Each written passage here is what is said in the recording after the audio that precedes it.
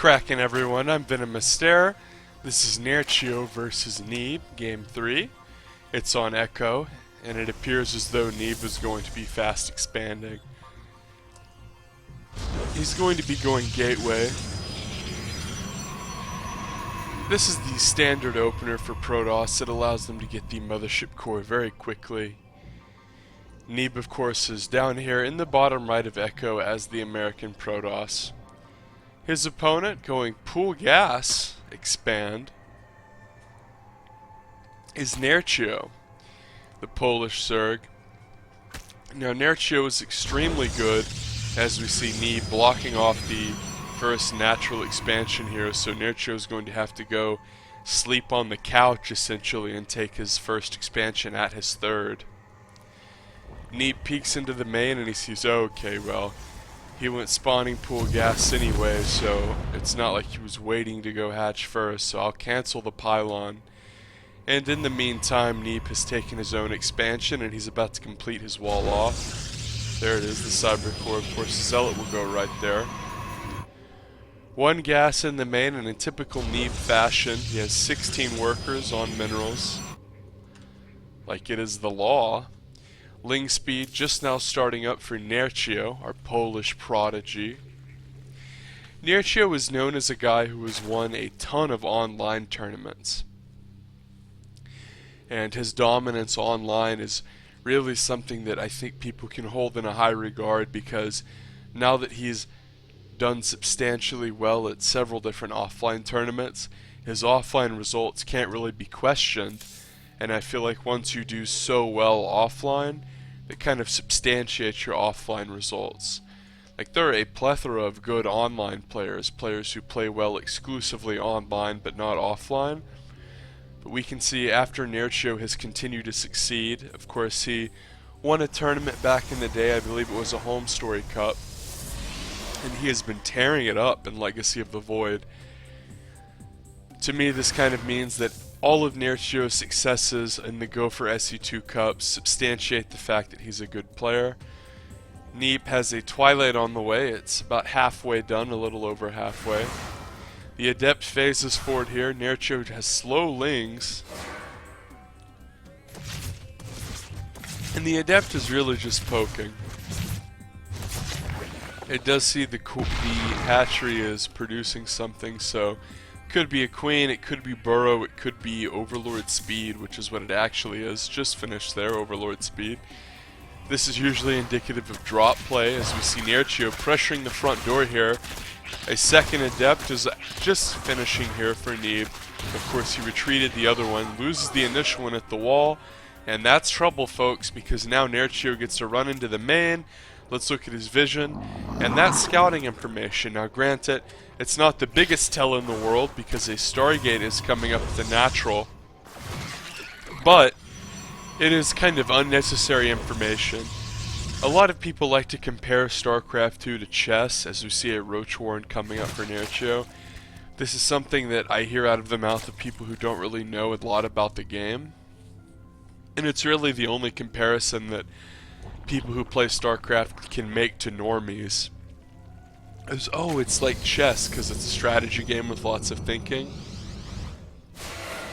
Well, the biggest difference between chess and StarCraft 2, other than the obvious one, it's not turn-based and you can just out-mechanics people as opposed to, turns, is the fact that there's limited information. So right there, Neeb had the opportunity, had he made a sentry there, he could have delayed the scouting information completely from Nerchio, but now Nerchio knows that it's Twilight. Neeb is going to phase into the main here with the Adepts, and of course, all it takes is 2 Adepts to one-tap a worker, just like a Banshee, so the workers go down very quickly when we see this many Adepts. 5 workers already dead, so Neeb has taken a decent advantage. But more Queens are on the way for Nerchio. He has some Roaches. I think this harass will be deflected as we see the Shades get cancelled out. Oracle on the way here. It's about to reach the third base of Nerchio. Double Queen out though for Nerchio. The Oracle might try to target, but with 2 Queen DPS it really can't even do that. This is one thing I've noticed with Neeb, is he's not afraid to go into one tech route and then deviate super hard into another one. Most players, they'll kind of decide after they make their cyber core, which of course you have to do in every game. They'll make their first tech building of choice, whether it be a Robo or a Stargate or a Twilight. Oftentimes the Twilight can just be used for upgrades, and then the Twilight of course can lead into DT Shrine, which you see quite a bit, or sometimes Templar Archive. But the point is that Neeb is not afraid to go a certain tech and then go right into another one. As we see this game, he opened with the quick Templar Archives, Charge getting booted up right now, and then he went into Stargate. Nerchio is going Roach, he's producing Roaches right now, and he pretty much sees everything. The Robo, the Stargate, all of it. Now Neeb can tech into these really brutal mid-game compositions with +2, a lot of Immortals, a few Sentries, a couple Void Rays, and Speed Zealots.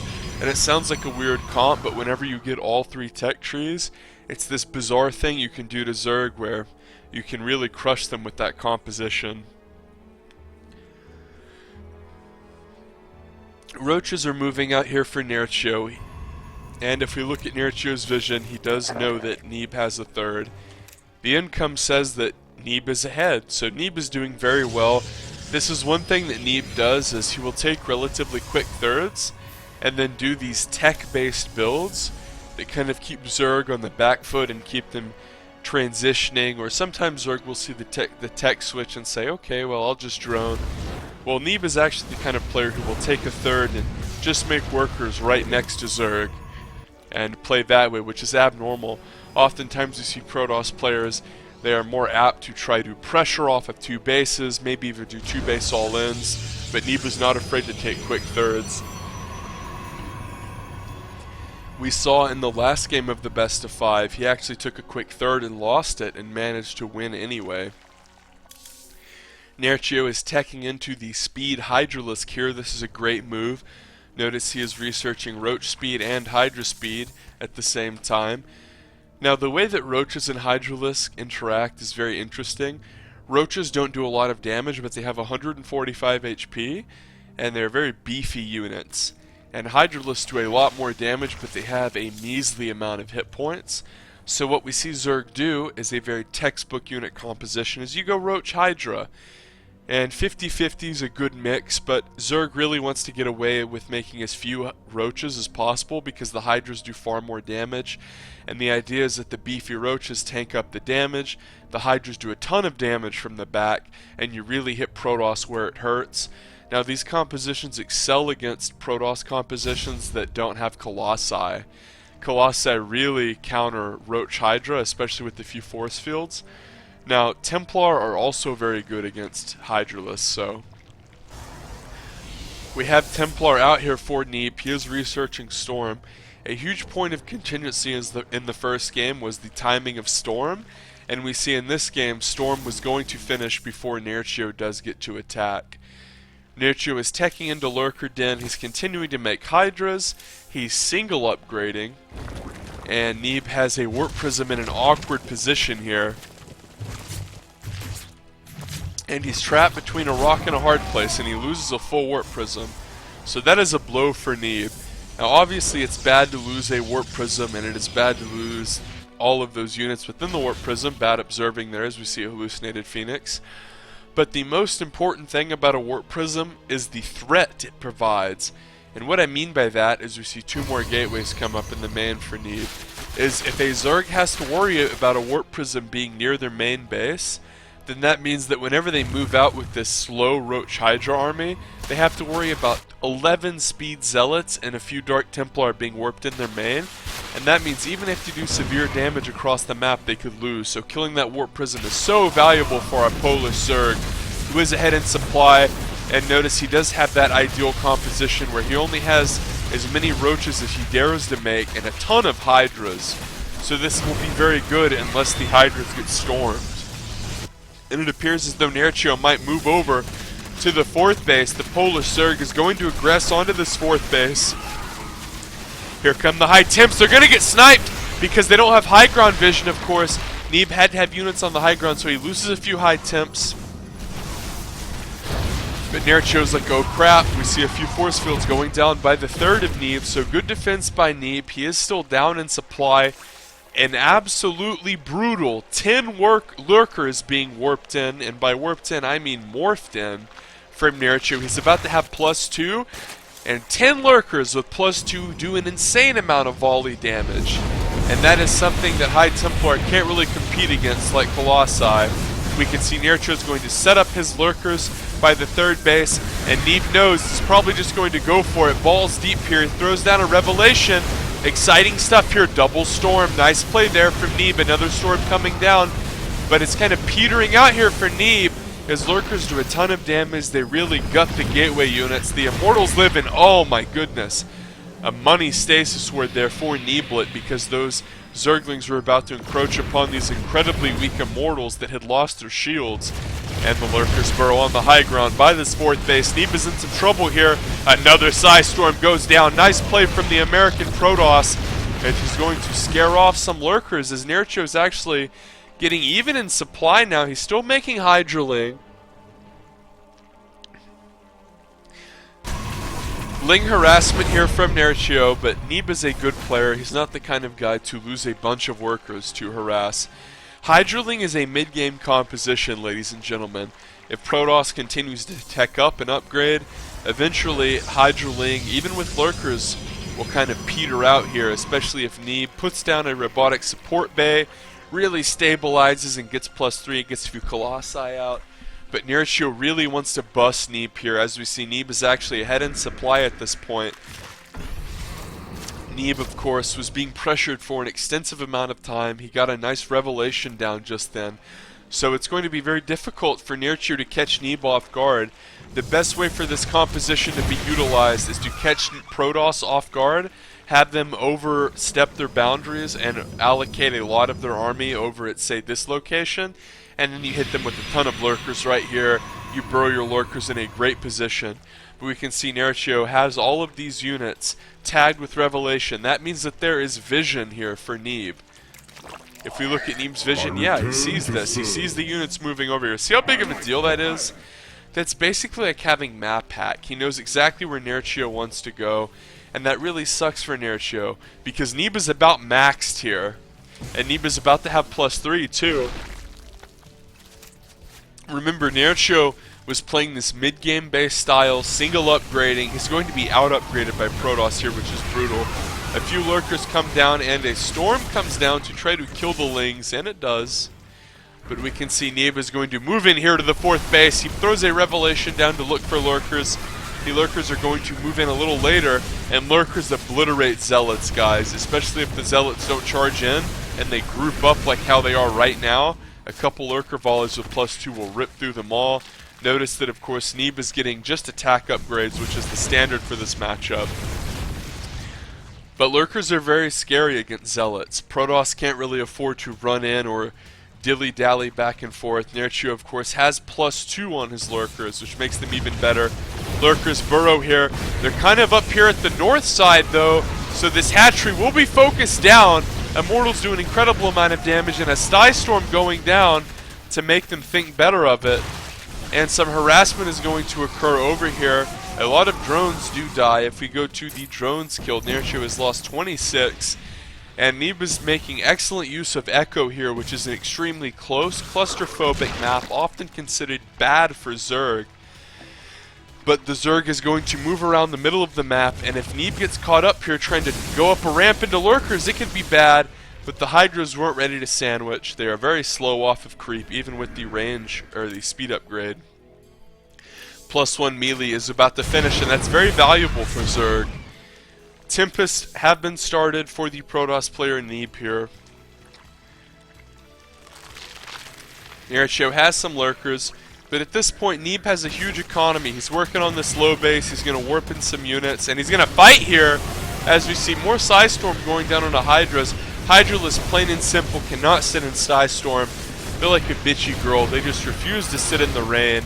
And we can see Neeb throws down one little cam field there. What the fuck is this, bro? What is this? What is this? And Nerchio aggressed onto this bottom base, but it didn't really matter because Immortals and Archons were there. And if you think about it, what does Zerg have that counters a Mortal Archon? Really nothing. And Neeb is going to harass this base. If he had just focus fired this hatch, it would have been dead in a jiffy, as he has +3. But he dilly-dallied. And this is like that moment at the end of the semester when you realize you've blown off too many assignments to pass the class. So Neeb really should have just right-clicked onto that hatch, because if he had done that and it would have succeeded, Nerchio's on 4 bases. Notice this one is not there. And whenever you out-expand your Zerg opponent, you're doing very well. And Neeb is on the verge of losing this, but he has oracles here which obliterate Zerglings. And after he obliterates the Zerglings, he can even put some stasis wards on this ramp. Of course, that stasis ward really saved him earlier from Zerglings. Nerchio's in this bizarre position where he's stuck on this mid-game unit composition. He really wanted to end this game in the mid-game because Echo is pretty terrible for Zerg. It's so claustrophobic. So now he has to try to force his hand into splash damage, which is brutal. And of course, Neeb is a very good player who constantly uses Revelation, made multiple oracles. So now everything Nerchio does is telegraphed. One of the most powerful things about Lurkers is having your Protoss opponent lose detection. Neeb isn't going to let that happen. And hell, even if he did let it happen, he could just storm him into oblivion. Neeb is mining more than Nerchio, which is terrible for Zerg.